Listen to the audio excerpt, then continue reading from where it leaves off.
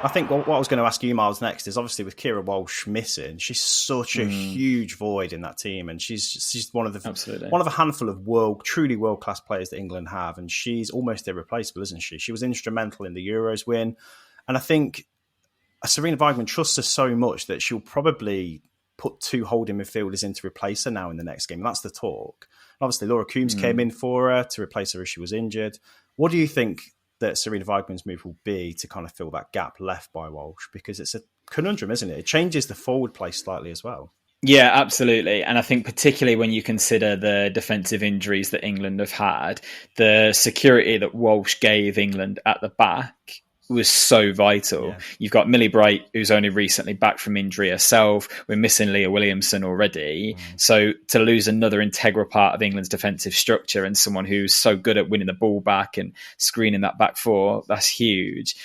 Seeing Laura Coombs come on, I was a little surprised, to be totally honest. She's had an excellent season with Man City, like comfortably her best season. But this is her first sort of exposure to international football at this sort of level, and she's 32.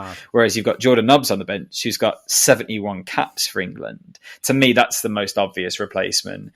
I'd be nervous to watch England completely change their structure of the midfield, particularly when, yes, they've kept 2 clean sheets so far, but they've only scored twice and only once from open play. And we talked last week, didn't we, Dave, about how goal scoring had become a bit of a problem for England.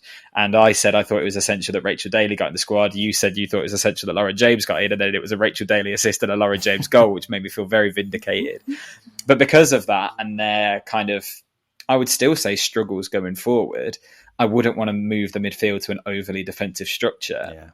And I think Jordan Nobbs is perfectly capable of fulfilling that role. She's someone who can contribute going forward as well. I've seen her at Villa this season.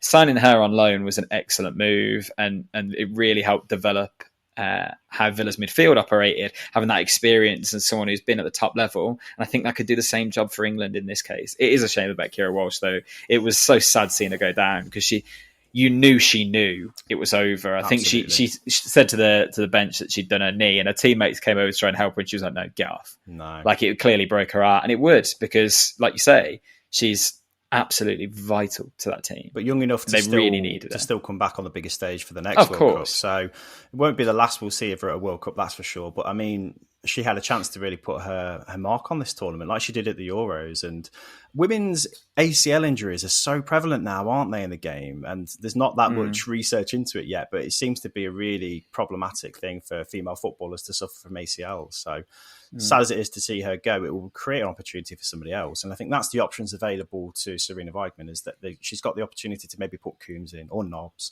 I think Stanway might be probably the full girl from this. She might have to drop a little bit deeper. Maybe, just to kind of give more license to roam for Toon or James, because I think they're both very much like wild cards going forward. They're nailed on now. I'm gutted to not see Daly start up front, although it's great to see her still show her range of passing, for example, for the assist. Russo, is Alessia Russo going to play the next game? Because she's misfiring, isn't she? She's getting into some great positions, but she can't find the net. And I can't help but thinking, if that was Rachel Daly in half of those, she'd have put the ball in the back of the net easily. I can't work out whether it's better to keep her in the side, knowing that we're pretty much already through, and give her another 90 minutes to try and find the back of the net. Probably. Or whether now is the perfect opportunity to experiment and put Rachel Daly up front and give her 90 and see which one looks more successful. It's really interesting, and I think Weigman will probably stick with her, because we know that she likes to be quite loyal to her players. She uses a smaller amount in her starting 11, like she did in the Euros. So I think we will see Russo again. I would probably prefer to see Daly there. It's frustrating watching Rachel Daly play left back. It's ridiculous to me, particularly when Villa have got a young English left back who has been phenomenal all season. And I'm watching Maz Pacheco watch the World Cup rather than be in it, whereas she should be providing for Daly up front. It's mental to me. I think it's even more annoying when Alex Greenwood's in the team and not playing left back. Yeah, and you've got Rachel Daly in there. It's difficult because she's done so well in that role for England, and because she is such a fantastic footballer. But you are nullifying the biggest threat in the WSL last season. That's what it feels like.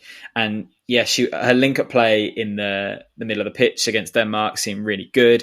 Obviously, she laid the ball off for Lauren James. But then defensively, she didn't look that strong against Denmark, really. She was doing a lot of running backwards. And the first half an hour of the Denmark game, England absolutely dominated. And they looked all over them. And then all of a sudden, Denmark started asking some questions. And that defence started to look a bit more fragile. If it weren't for our mate Mary Earps, who we were singing their praises last week again, then it might have been a different result. England have got to be really careful because they've got bigger opposition to come. It just shows, doesn't it, how much of a loss Leah Williamson is, because I think she's so quick to try and get Millie but right back in that defence that she's overseen. I'm going to toot another horn here of Maya Letizia at Man United, didn't get a call up. She's had a great season. She'd have been a great replacement for Williamson at centre-back, but she just doesn't trust the defence to hold. So she's putting Greenwood at centre-back, isn't she, and making Daly a left-back. And that's just bad luck for Daly, really, isn't it?